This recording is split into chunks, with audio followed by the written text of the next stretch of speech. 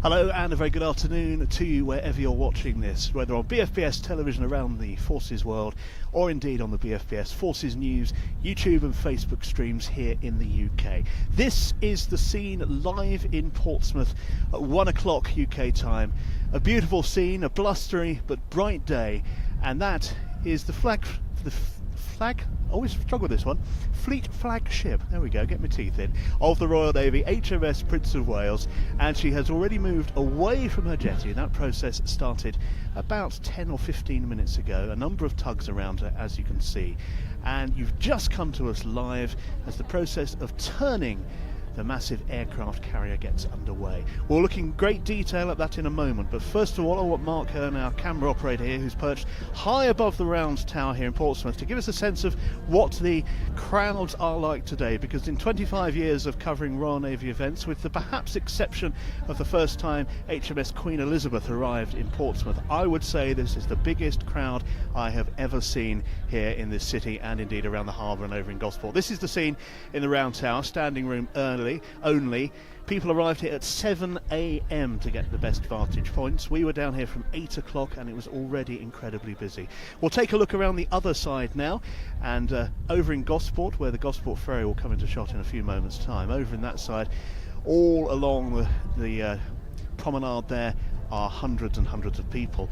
And over in Portsmouth, behind where we're standing, along the historic walls that lead out into the Solent area, there are people, probably I would say 3 or 4 deep all the way along. Got to be thousands of people, and that reflects the more than 2,500 people that are taking part in this deployment from a British perspective. We'll talk more about what the Carrier Strike Group 2025 means, because that is what we are following today. But if you are just joining us, good afternoon, it's Tim Cooper with you live from Portsmouth as we survey those crowds, the Union flags, the wonderful flags all the way along, and bursts of Sweet Caroline echoing out, because we have a band that sadly we can't see, they're just at the foot of the round tower, but providing us with a beautiful musical accompaniment to this today.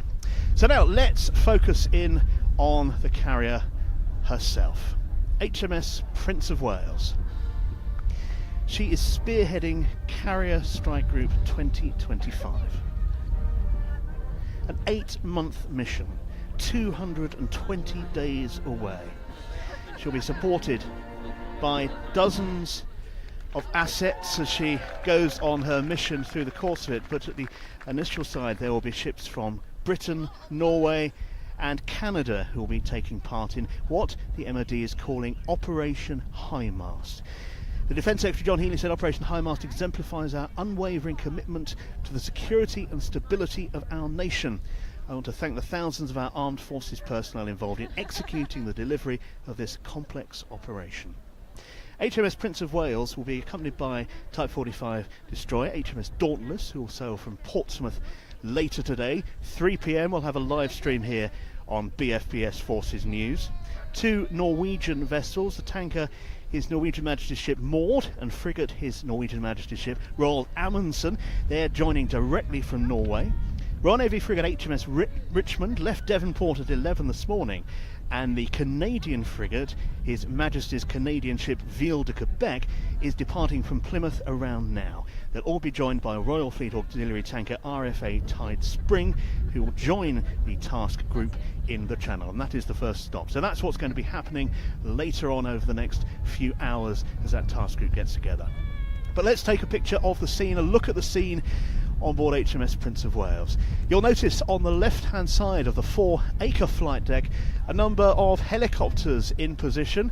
We saw a number of Merlin fly in earlier, and also at least one Wildcat helicopter landing on the flight deck. And you could also see, which is a delight for many people, that in their best bib and tucker are the sailors lined around the flight deck in Procedure Alpha, as it's known, and it's a really beautiful sight. Even from this distance, we've zoomed in and you can already see them standing there smartly, ready to be waved to by the thousands that are taking part today. So just to recap, the ship has successfully detached herself from the Princess Royal jetty, where HMS Queen Elizabeth can be seen further in the distance, and she's now being pushed into the middle of the harbour area here. And then the process will begin of turning. I think that is just about getting underway. It needs a little bit of tug reassignment, as it were. They changed positions for that to enable it to happen, but from what I can see, she's just about starting to turn. Yes, I think she is, or if not right at this moment, will be very, very soon. All of this is a bit of a movable feast. It takes as long as it takes. Everything has to be exactly right, everything in the right position, all the tensions on the various tug lines absolutely correct. The captain has to be happy with the way it's going. The innumerable factors that determine how this works. So it can take a variable period of time. 10, 20 minutes, up to 40 minutes I think on one occasion, where they had to slightly readjust as they were turning. They turned the ship back. But I think so far all is progressing very smoothly with this particular manoeuvre. Once the full 180 has gone about, the two islands which are on the right of our shot, one which controls the movement of the ship and the other which looks after the movement of the airframes, they'll be obviously flipped around and on our left as we look at them, and the ship will, again with the tugs rearranged, move forward past us to head out into the Solent and off to Cornwall to join those ships that I mentioned a little earlier on. Well, I hope you're enjoying these pictures. It's a beautiful day here in Portsmouth. We've had bright sunshine and now quite a strong wind coming from the south, so an onshore breeze is there for us, but it doesn't seem to be causing too many problems to the manoeuvres at this point in time, which is what we like to hear very much. Let's talk a little bit more now about what this deployment is all about. It's exceedingly high profile and a milestone, really. The Carrier Strike Group is the pinnacle of what the Royal Navy can mount in this sort of context.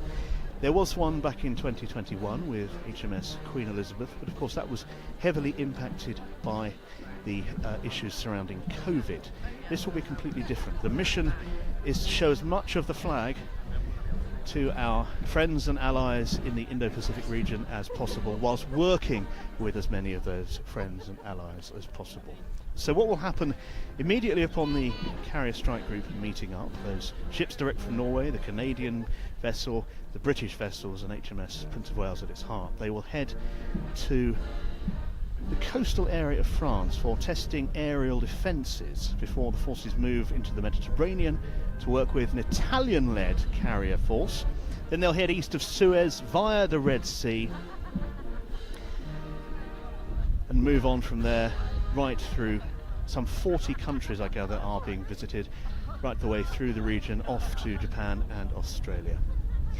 We talk a lot about, on these deployments, the ships and those assets that are taking part, so a carrier, Type 45, Type 23, a Tide-class tanker support in RFA Tide Spring, the Canadian Halifax-class multi-role frigate, the Norwegian Nansen-class anti-submarine and the Norwegian Oiler. But let's talk a little bit about the aerial assets. We saw some Merlin land on earlier. I'm not expert enough to tell you which sort of Merlin, but I can tell you that Mark II anti-submarine helicopters from RNAS Cold Rose will be embarked on both HMS Prince of Wales and HMS Richmond. They're from 814 Naval Air Squadron and 820 Naval Air Squadron. There'll also be Mark IV Merlins involved in this from RNAS Yeovilton. They'll be on HMS Prince of Wales, and they're from 845 Naval Air Squadron. The Wildcat, one of which at least we saw earlier, they're from RNAS Yeovilton, 815 Naval Air Squadron. They'll be embarked on HMS Dauntless, so maybe that one we saw earlier, or the one I saw earlier, before we were on air, was flying to Dauntless. Don't know the answer to that one. But they'll also be on His Majesty's Norwegian ship, Roald Amundsen, 815 Naval Air Squadron. The big aerial assets that many people watching this sometimes say, why are there no planes on board? We do get messages every time. Well, they join when the ships are out of the harbour, when they're out at sea, and they fly in. Up to 24, as I understand it, A-35B Lightning Strike fighters from RAF Marham will be embarked on HMS Prince of Wales. So, helicopters, F-35B Lightnings. They're from RAF 617 Squadron, the Dambusters, and 809 Naval Air Squadron, the Immortals. And finally, and by no means least, T-150 Malloy and Puma drones from RNAS Cold Rose will be embarked on HMS Prince of Wales from 700X Naval Air Squadron. Now that was a bit of a canter through a long list of things, but all of those things are vital to comprise this sort of carrier strike force. Looks like the turning is progressing. Yes, I can definitely see, I think, well, I'm not looking through a monitor, just with the naked eye, I think the towers are sort of moving around, and we're seeing slightly less of the Paulsgrove estate with every moment that goes by as the carrier swings around, but not entirely convinced yet. But it won't be long, even if it's not happened yet. The harbour gradually quietens down at this point. The last things to continue are the Gosport ferries and the Whitelink ferry that we've just seen, Victoria of White, go through our shot there. They keep going to the last minute. But already all around here, much of the other shipping traffic will have been stopped, and there are a number of police launches around the area. And they're here to ensure that everybody adheres to the rules. Basically the rules are this: the movement of the carrier has been announced by the King's Harbour Master on the King's Harbour Master website, and all mariners must take note of that and basically keep out of the way until the ship is out at sea. Now the vast majority of mariners do that, but every now and again you'll get somebody coming out who hasn't checked ahead of setting sail and tries to come out when the carrier is, and that's what the police launches are for. They will really zoom along to them, hustle them back into wherever they've come from, because this is such a vast ship and there is so little water for her to manoeuvre around, and once the carrier is moving, it keeps going, and everyone wants to avoid something horrendous going wrong. So that's why they're here. It's really important. I read somewhere, I don't know if it's absolutely true, but I read somewhere that there's only 6 degrees of movement from the direct line in that the carrier can have as it's coming in and out of Portsmouth. So there's only a very narrow trajectory that it will take as it comes in. But yeah, we're definitely turning now. It's really picked up pace in the last few moments, and we're starting to get a wonderful side-on view to the carrier there. Almost looks like a continuous line at some points, the procedure alpha technique, but as we get further around you can see the gaps between the sailors lining the flight deck.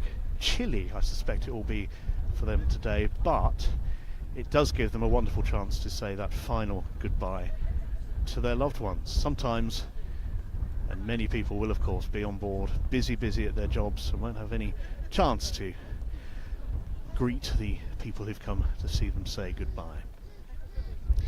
So you're with BFBS Forces News, and we hope you're enjoying the pictures that we're bringing to you so far. All appears to be progressing as we want at this stage, which is fantastic. So we'll just wait for this continued turning to take place, and we're already over halfway. Well, no, slightly pushing towards the halfway point, I should say. But before long we'll have done 90 degrees of turn, and that turn will be complete and she'll start making her way towards us. As I may have mentioned, and if you're just joining us, let me reiterate, people have been flooding to the dockside in Portsmouth for literally 6 or 7 hours. The crack of dawn this morning, people were here getting a space. There is only a limited viewing point, and every little aspect of that is, as you can see from these wonderful pictures, taken up today. It really is a standing room only, and everyone's been incredibly patient, sensible. They've all got their best possible space to witness this. Now, many people who are here today are here to see their loved ones depart on their first significant and major naval deployment, their most significant and biggest sea time that they've ever had, and 8 months away is significant, believe me. It will be difficult for everybody to adjust. It may be easier perhaps for those on board ship who have very, very busy weeks and months ahead of them to adjust, because they'll have lots and lots to do. It might be harder for those left behind to adjust to their loved one's absence, but that is the naval life. Join the Navy, see the world used to be the slogan, and they certainly will be seeing the world on this deployment. They'll also be working, as we've touched on, with many, many different nations in this, and that is vital to the whole purpose of this strike group. Imagine since the time when this carrier and the HMS Queen Elizabeth were ordered and built, the world has changed so dramatically in that time. We've seen this pivot of interest towards the Indo-Pacific region. Way back multiple years ago, there was a sort of move away from what they used to call east of Suez operations, so working in this Indo-Pacific region, but now we've tilted back there. One of the major reasons for that is trade. Britain has an immense amount of trade that comes from the Indo-Pacific, some £286 billion. That's almost 20% of all UK trade, and the MOD say the deployment will provide a chance for UK companies to take part in trade events during port visits. Let's talk some more about numbers of personnel. The figures I've got in front of me, there have been several varying figures, so forgive me if they're slightly off the mark, but the latest set I've had through is that 2,500 military personnel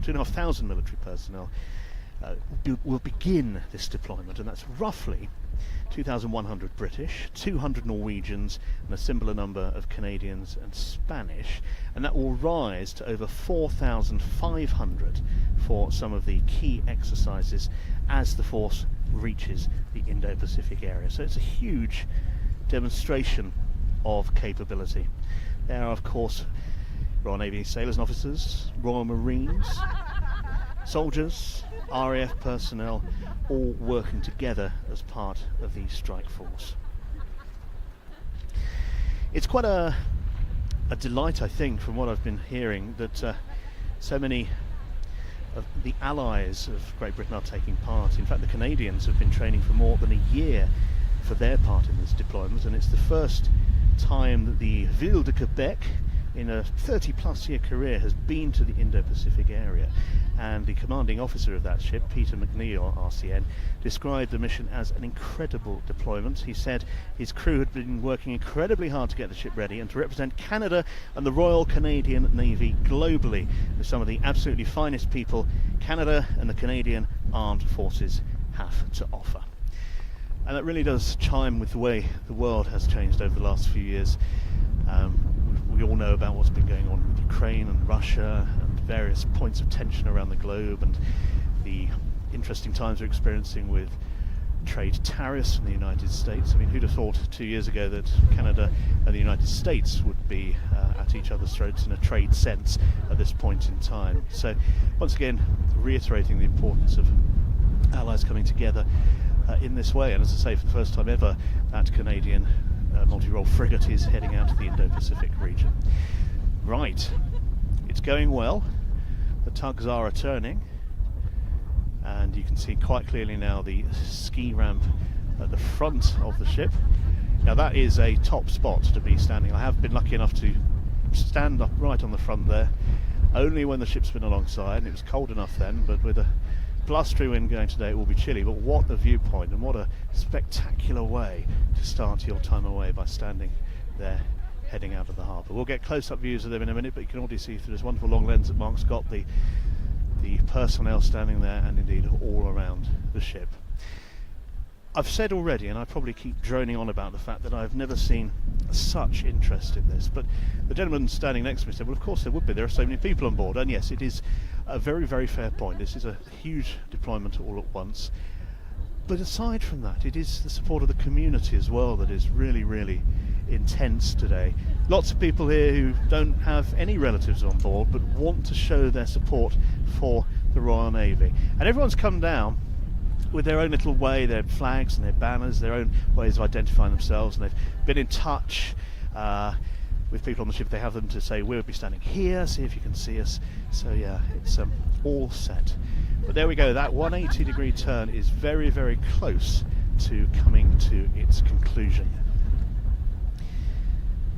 So the next few days, as aforementioned, those F-35 Lightning IIs, the Stovall aircraft, which is short takeoff, vertical landing, which means they can, similar way to the much missed Harrier jump jet, they can land on board in a sort of vertical landing, hover, and then they come down, and also take off using a very, very short amount of runway, or flight deck in this case, I should say. Well, they will be joining sort of the immediate next priority for the ship once she's away from here and out at sea. But there we have now the lead tug, the SD Tempest, concluding that turn. Tempest is a specially designed tug just for this purpose, and has amazing azimuth thrusters on there, which sound like something out of a science fiction movie, with a sort of a 360-degree pivoting jet that can manoeuvre the tug in any direction as far as you go, as fast backwards and sideways as you can forwards, and has immense pulling power, and she is specifically designed to perform this duty. We can't do it alone. Many tugs are needed for this to be accomplished, and it is absolutely routine for tugs to be used. We've already talked about the small amount of space there is for this to take place. The tugs are just there to make sure it all works well and in a very, very controlled, safe and sensible way.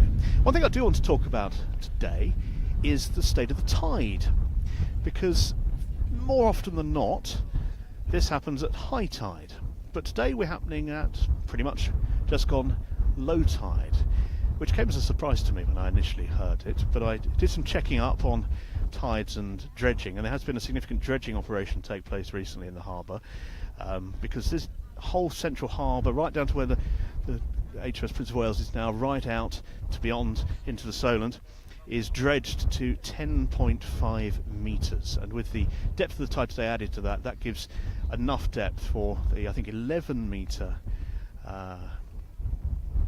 depth needed for the carrier to progress through. So all should be absolutely fine.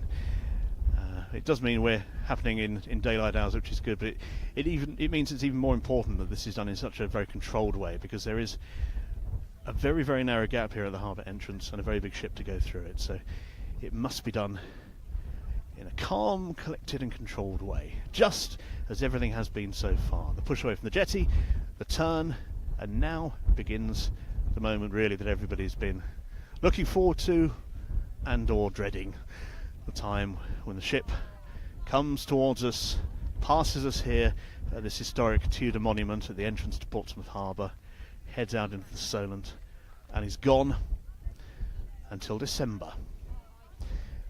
And whereas so far we've been on air 22 minutes, this next bit goes very quickly, believe me.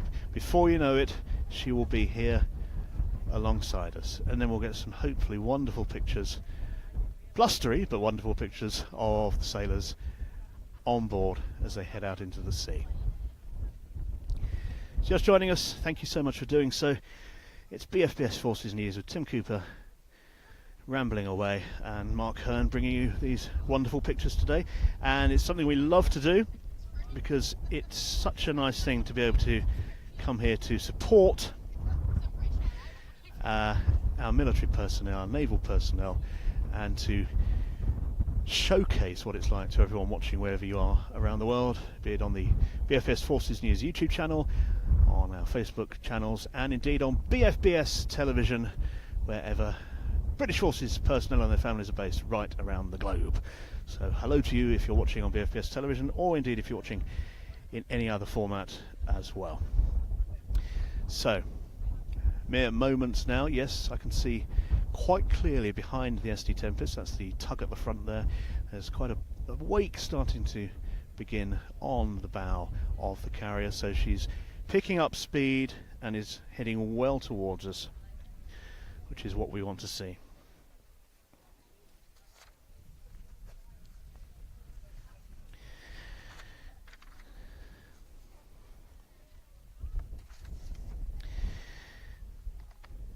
The Mediterranean, the Middle East, Southeast Asia, Japan and Australia await, and it is going to be busy. We touched on the trade implication of having such a flagship as this going around to see allies, and that has in the past and will again, I'm sure, be a boon to British companies, and certainly the government's wish, I'm sure, is to increase the amount of trade. The 20% as it stands at the moment, but the option is always there to increase trade, and that is definitely one element of it. But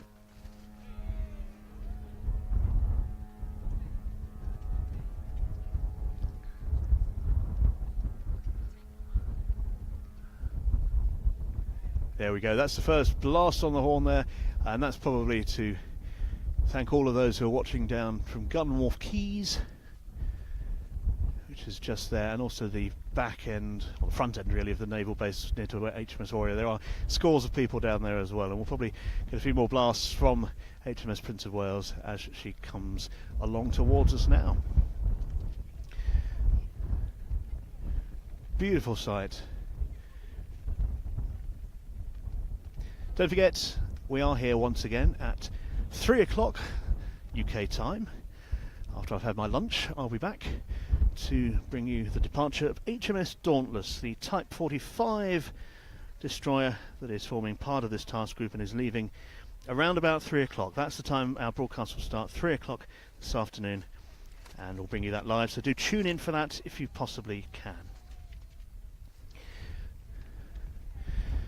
Yes, the whole harbour is clear now. The way is set for the carrier to leave totally unhindered and come towards us and quickly depart.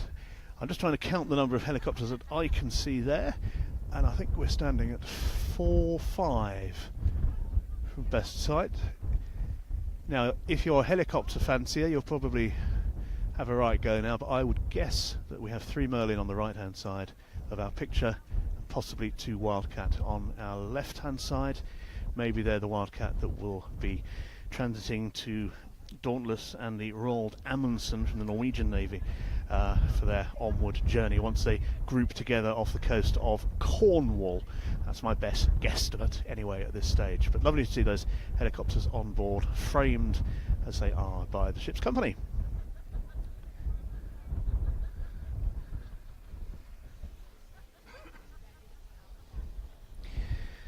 The band has silenced itself and the hush is descending on the round tower.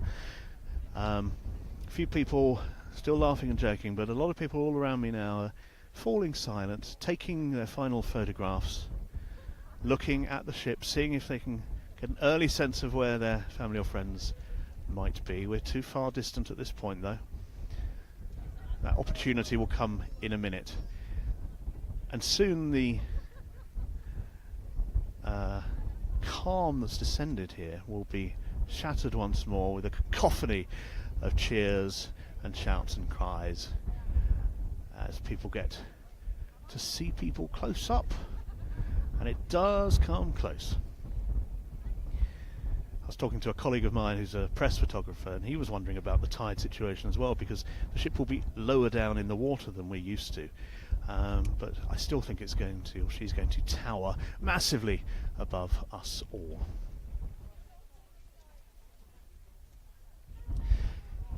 HMS Prince of Wales is of course the flagship of the Royal Navy, taking over the baton from HMS Queen Elizabeth, and they will rotate, I think, through that honour and privilege throughout their careers.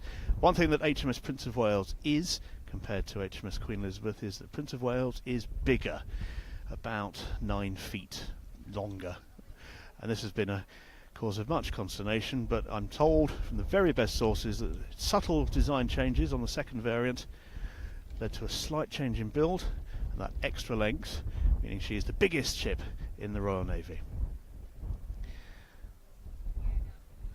So with Tempest leading, surrounded by police launches, HMS Prince of Wales is upon us, and I'm going to be quiet now for a few minutes and just let you enjoy the spectacle of the carrier.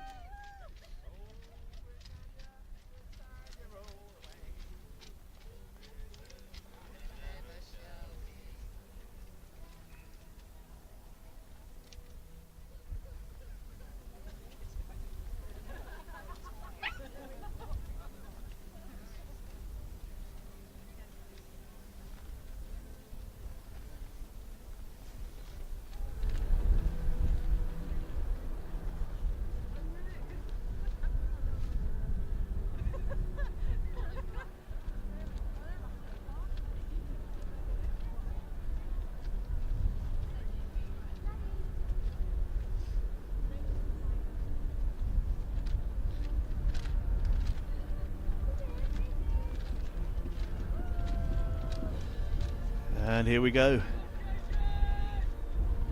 Time to wave goodbye. From the youngest to the very oldest. All of the sailors, those on the bridge wings. And the crowd erupts.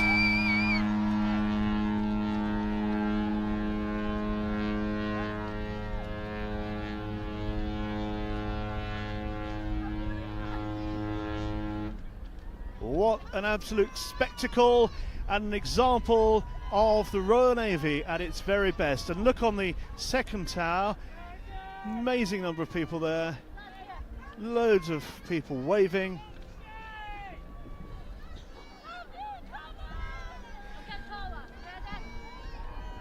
There we go, I can see some Royal Marines there, just below the sailors. An absolutely packed balcony on the second island there where the flying operations take place from. And a packed balcony at the front as well.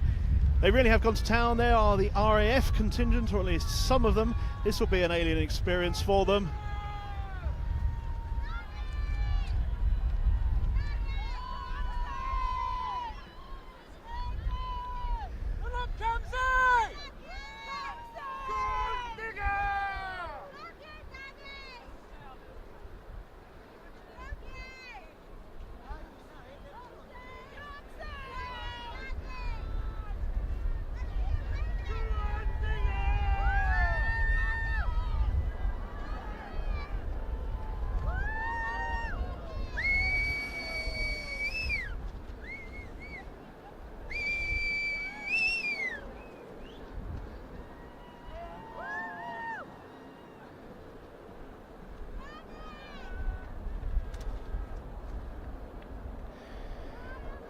And after that build-up that seems to take so long, in a few moments the ship has come alongside and past us and begins the journey.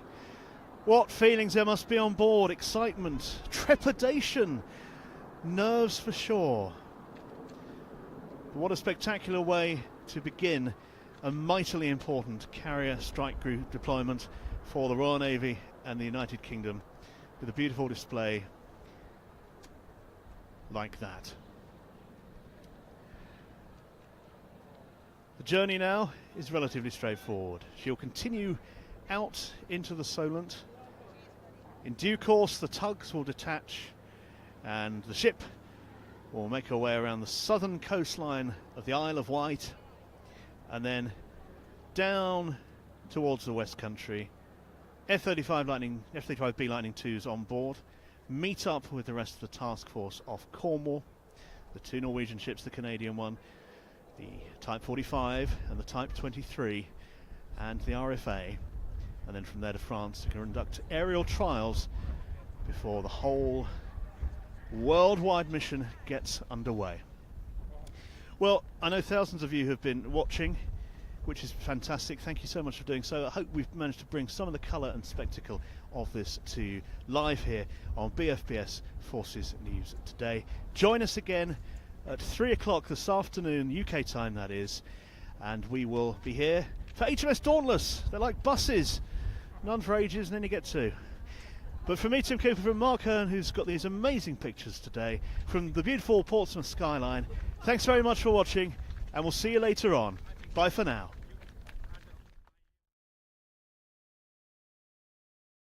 All calls under radar. New to this year's final exercise is a drone attack. After 54 years of service, this iconic helicopter is retiring. NATO's top scientists are developing novel maritime solutions to give the alliance the upper hand.